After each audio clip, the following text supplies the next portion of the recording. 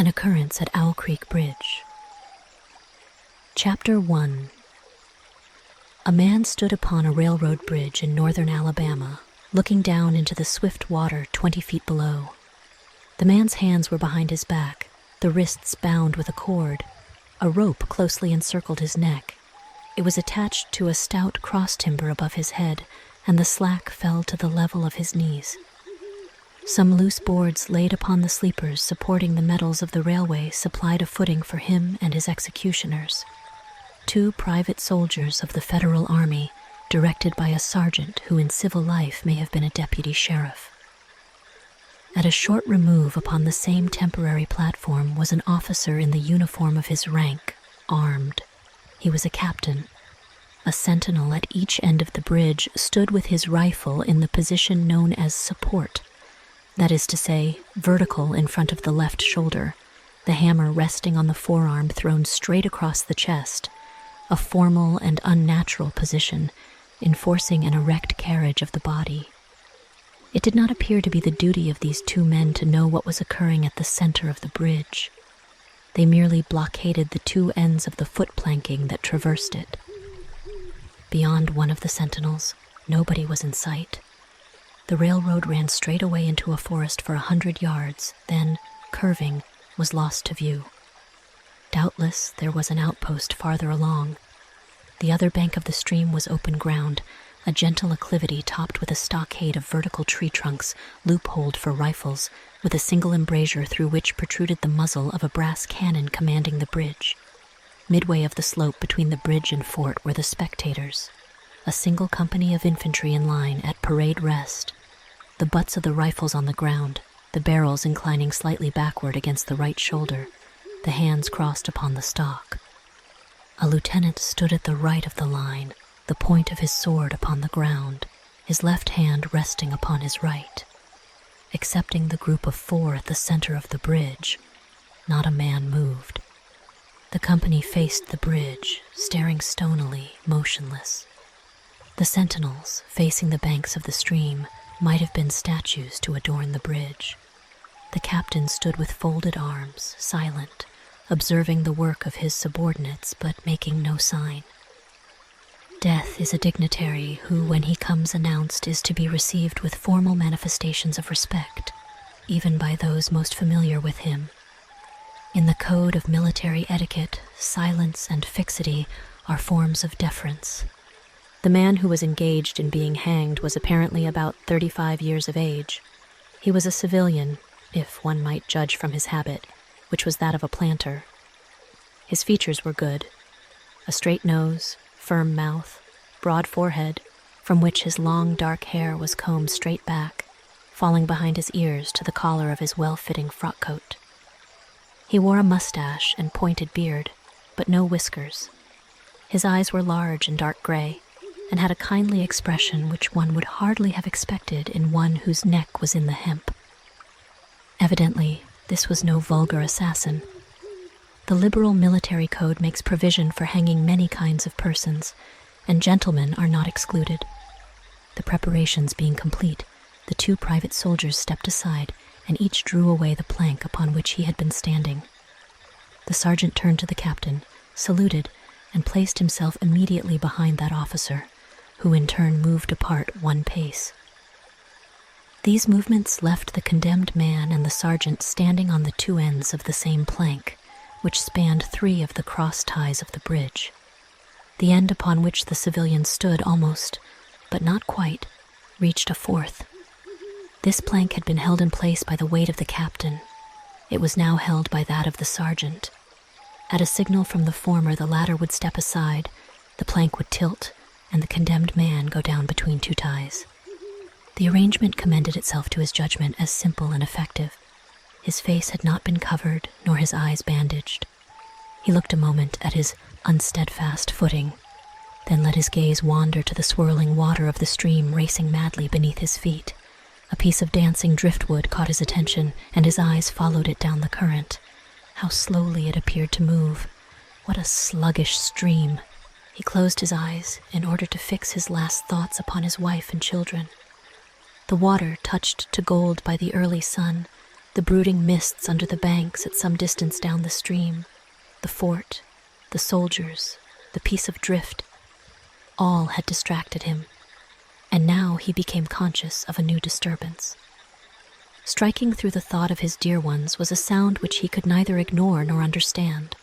A sharp, distinct metallic percussion like the stroke of a blacksmith's hammer upon the anvil. It had the same ringing quality. He wondered what it was, and whether immeasurably distant or nearby. It seemed both. Its recurrence was regular, but as slow as the tolling of a death knell. He awaited each stroke with impatience and, he knew not why, apprehension. The intervals of silence grew progressively longer. The delays became maddening. With their greater infrequency, the sounds increased in strength and sharpness. They hurt his ear like the thrust of a knife. He feared he would shriek. What he heard was the ticking of his watch. He unclosed his eyes and saw again the water below him. If I could free my hands, he thought, I might throw off the noose and spring into the stream.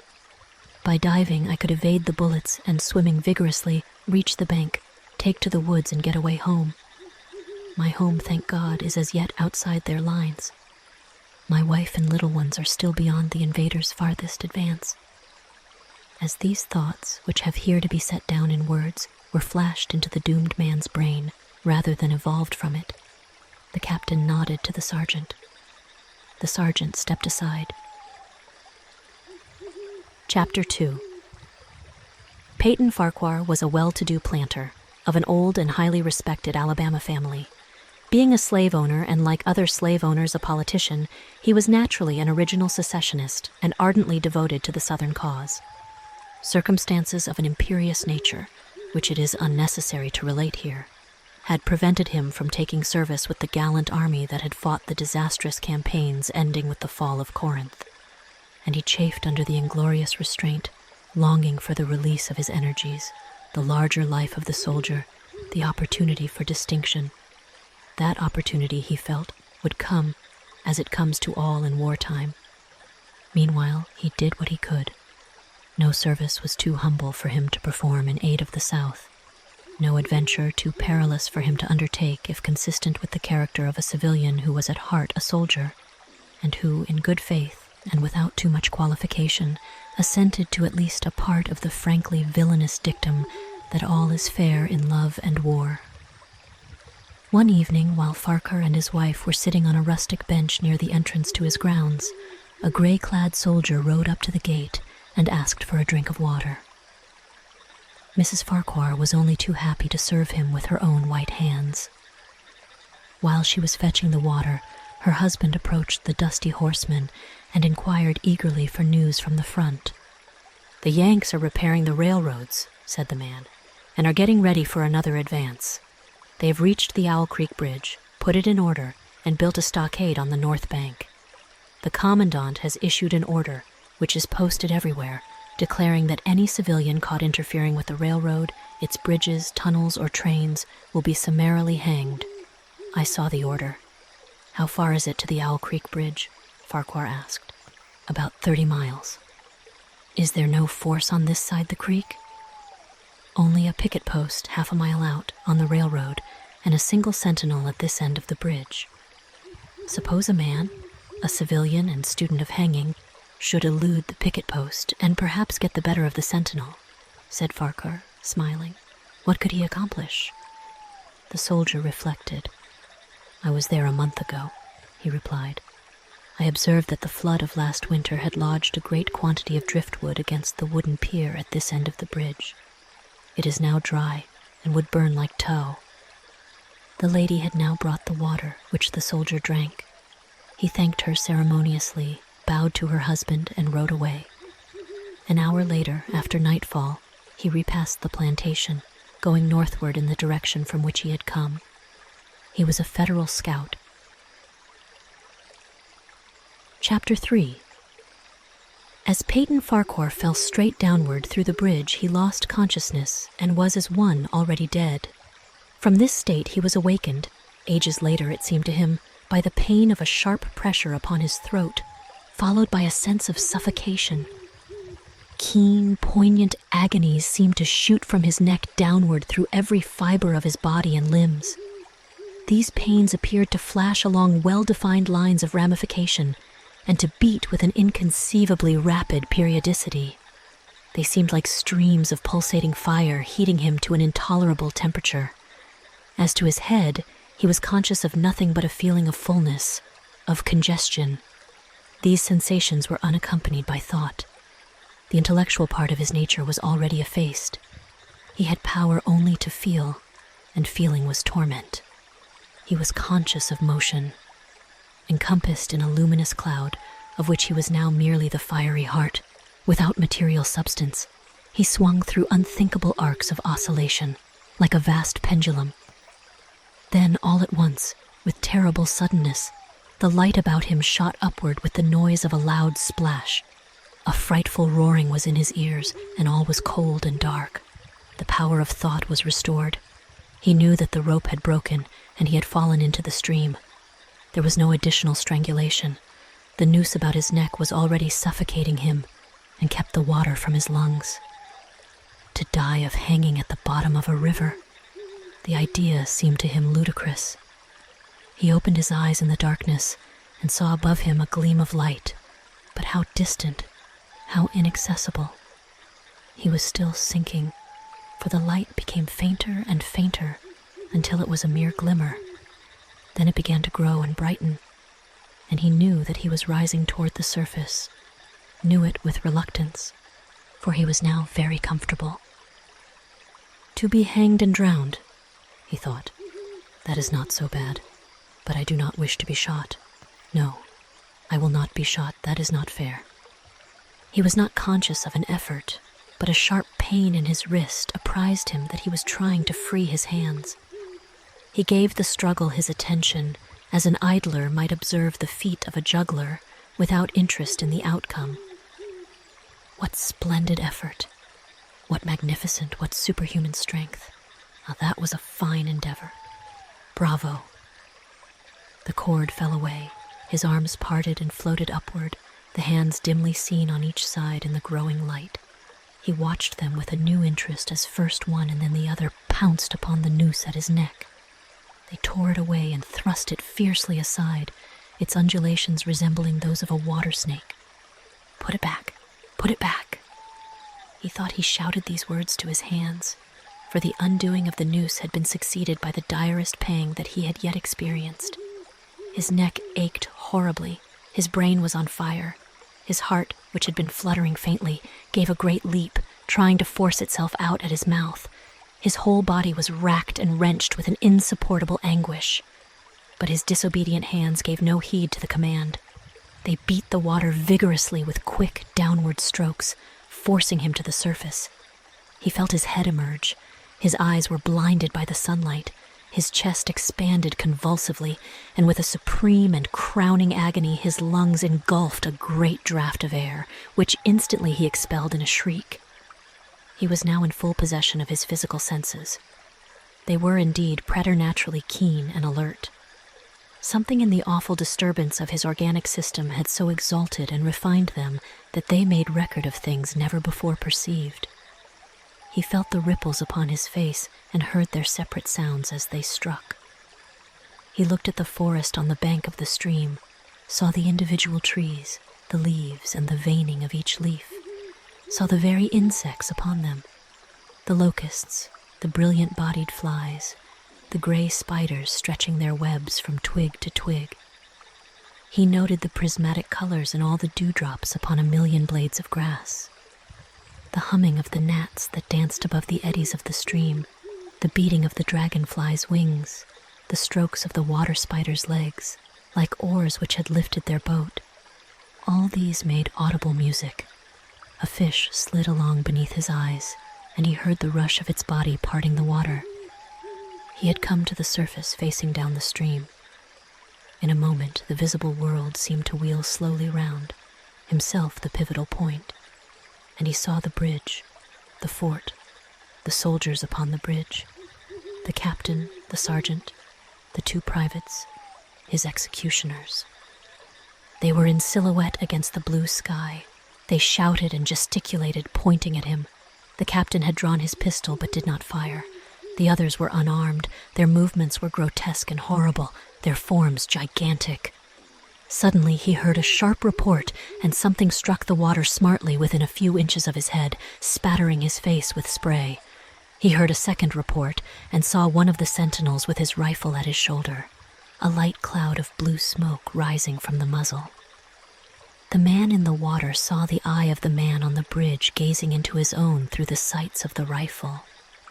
He observed that it was a gray eye, and remembered having read that gray eyes were keenest, and that all famous marksmen had them. Nevertheless, this one had missed. A counterswirl had caught Farquhar and turned him half round. He was again looking into the forest on the bank opposite the fort. The sound of a clear, high voice in a monotonous sing-song now rang out behind him and came across the water with a distinctness that pierced and subdued all other sounds, even the beating of the ripples in his ears.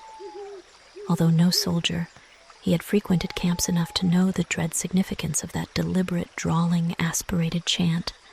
The lieutenant on shore was taking a part in the morning's work. How coldly and pitilessly, with what an even, calm intonation, presaging and enforcing tranquility in the men, with what accurately measured intervals fell those cruel words.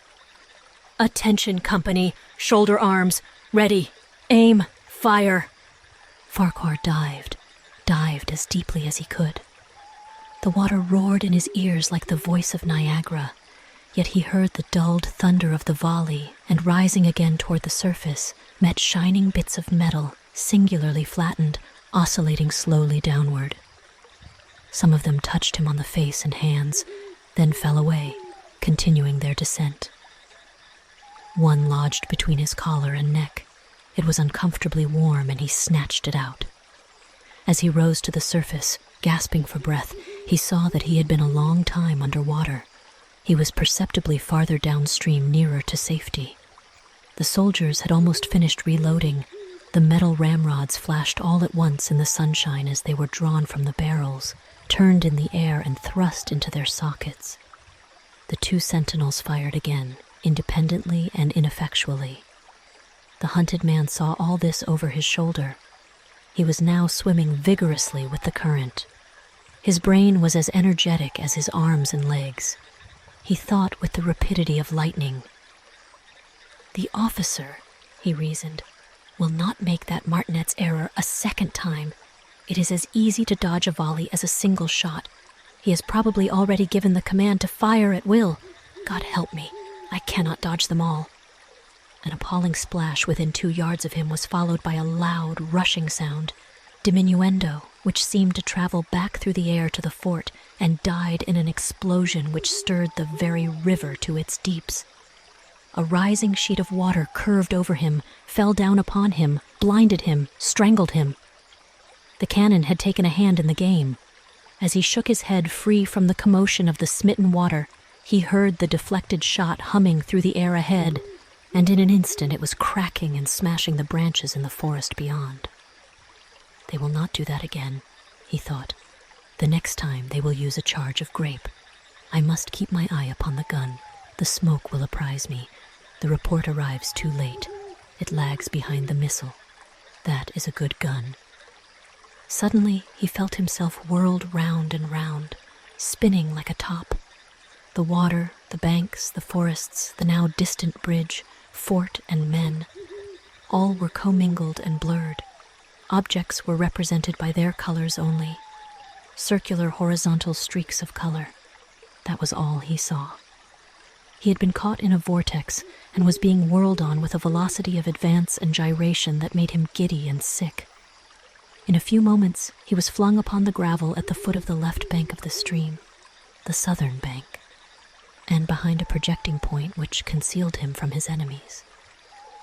The sudden arrest of his motion, the abrasion of one of his hands on the gravel, restored him, and he wept with delight.